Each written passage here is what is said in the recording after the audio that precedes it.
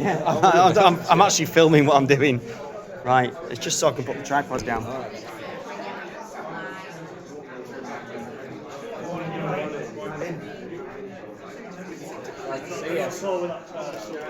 Oh, good to see you.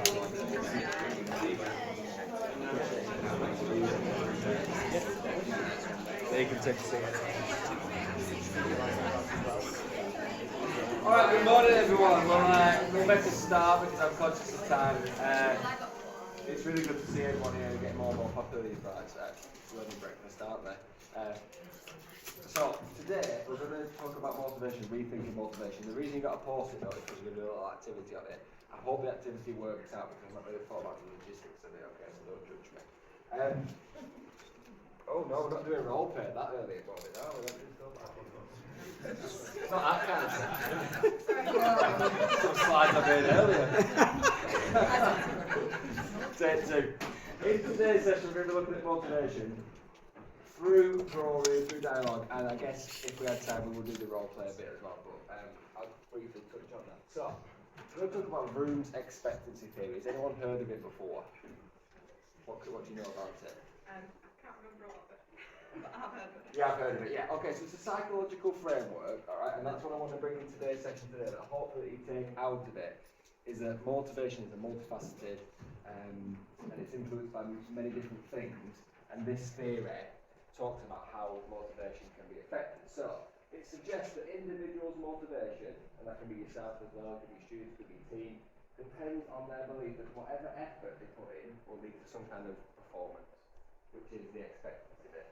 Performance will then lead to outcomes, which is called instrumentality, which I'll talk about, and then those outcomes that are achieved are desirable, which is called valence. So in essence, it's about the perceived relationship between effort, performance and outcomes, which directly influences motivation. So, your drawing activity is going to take you through these three stages. It's a metaphorical exploration of the framework of the thinking of Vroom's expectancy theory. So a little bit cheesy, but a bit of fun as well, okay? So what you'll be doing is you'll be working through the stages of expectancy, then instrumentality, and then valence. And what I want you to do now is, on your post-it note, write down a place, it could be an object, anything. It could be, for instance, the Eiffel Tower. It could be a cup of coffee. It could be absolutely anything. It's one per team, isn't it? If you've been twos. Go again. You need to be in pairs. Yes, so you're in pairs, but we're all writing down a place though. Is everyone writing down a place? Everyone's writing down a Oh, place. okay, Yeah. alright, We'll okay. figure it out. If you write it down to a place, it could be an object, it could be anything. Okay, just write it down. We're not drawing it yet, we're just writing it down.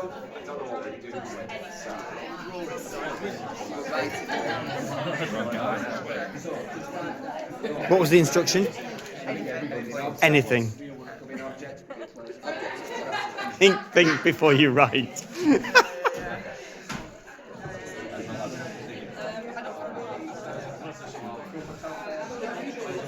David's laughing. What have you gone for, David? Do I not want to know? Oh, okay. No, definitely not, no.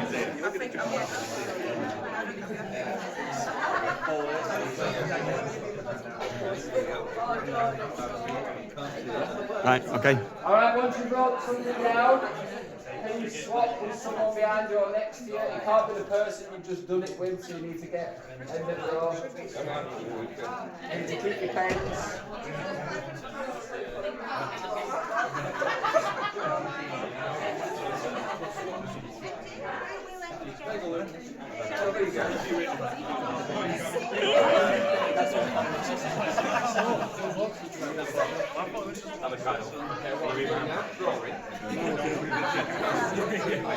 I'll let Jack's gonna explain it now. Have you swapped it? Yeah, good. Right, now that you've swapped it with someone else, you shouldn't have the original thing that you wrote down. Just double check you don't have that. Now, the other person cannot see what you've been given, alright? So, you now need to describe to them what they're drawing without actually telling them, So you can't say it's a famous tower in Paris. Alright? Already I can see your faces thinking, how is this going to work out? What's the motivation to do this? Alright? 2 minutes.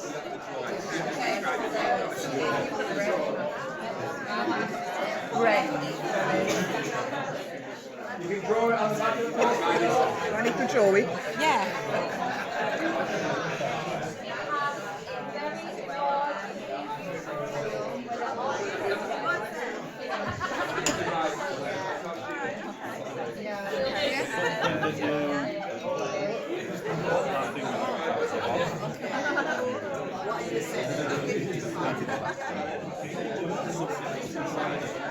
Is this a long distance pairing? I love it.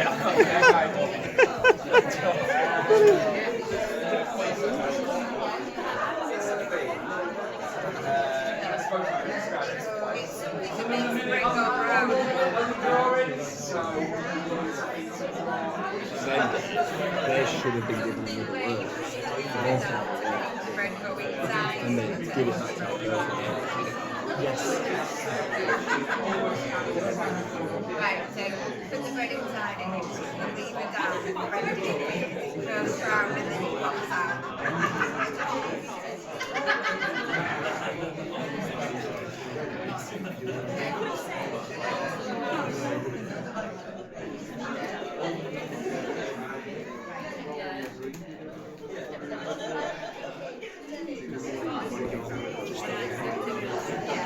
Alright, what I want you to do now, you should, the person doing the drawing should also be given another word by someone else, is that correct? Yeah. Now you need to go back to your partner and then describe to them what their drawing is without using the words. Try and do it, I I'll give you that.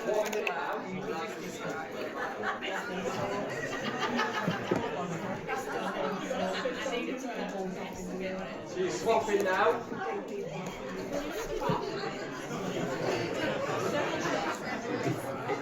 The metaphor is there. It just needs coming out. You got about 2 minutes to do it.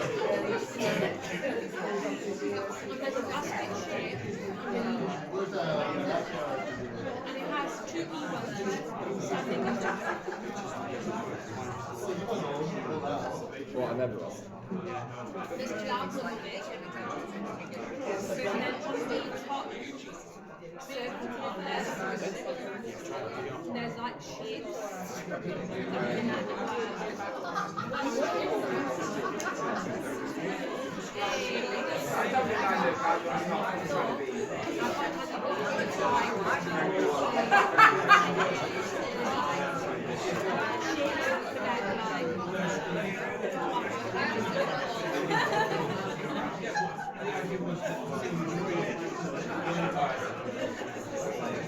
Alright guys, so what I want you to do now is reveal to the other person what they should have been drawing, okay? Let them have a guess first and then tell them.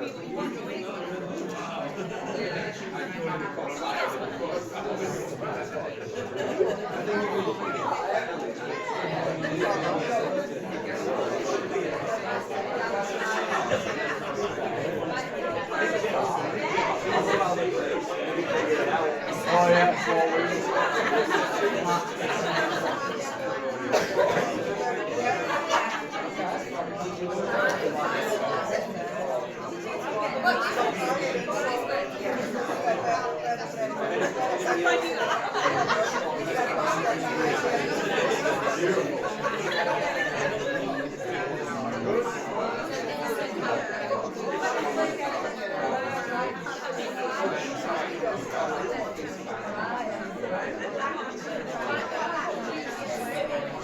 Alright, conscious of time. But if we apply the theory there, which is what I want you to take away today, is you can apply it to what you're doing in classes and the resources and activities you're doing. So the expectancy there is the participants need to believe that their efforts in the blind drawing, despite not being able to see that paper, is going to result in something accurate. Okay, so straight away everyone's faces like, what's going on here, what we're doing, what's the motivation behind doing this, right? Then you should believe there's some kind of connection between actually doing the effort and putting in the effort with some kind of positive outcomes, a lot of laughter there, a lot of jokes, okay, participation with your peers. And then the valences, what is the perceived motivation for this? You've all come here today open-minded up and to learning. You're not against learning, so you've come down for it and that's what you've got out of it. If we apply that really quickly to our students and our resources, if I take GCSE English resit exams as an example, we need to be making sure we're putting in strategies so this theory can apply, such as students who believe that dedicated efforts in preparing for exams will significantly increase the chances of passing. So showing them that if you put effort in, it will increase your chances of passing. How do we do it? Through feedback, refinement of feedback as well. And then instrumentality, students should clearly perceive that successfully passing resit, GCSE resit will lead to positive outcomes such as going on to the level 1, level 2, maybe getting an apprenticeship. But again, the strategy is, do they know about the consequences of putting in that effort? Do they know by doing this what they could get from it at the end? And then the interesting one with the last step for me is actually sitting with your students and asking them, what does this actually motivate you?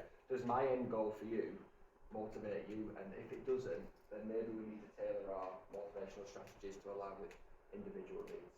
So I hope that all made sense for an extended metaphor. If you got nothing from it, thanks for doing some lovely drawings.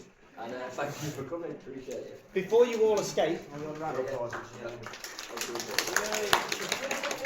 Before you all escape, thank you first of all for turning up every week. I really appreciate it. If you have an idea or you want to do a learning breakfast, some people get stressed about doing a learning breakfast. It's just a bit of fun. You know, it's just free coffee and chocolate. It's fine. Either if you want to let me know that you want to do a learning breakfast, that'd be fantastic. If you want to drop someone else in it, because you know what, they're really good at this. I've seen them do that. Why don't you ask them to do it? Fantastic. You do get a free chocolate bar for doing the learning breakfast. So if that's not motivation for anybody, that's my valence. Please, either come to me or let me know of other people that you think would be good to do it. Right, have a lovely weekend. Thank you. Thank you, everyone. So do you know the learner's breakfast? Could you do anything?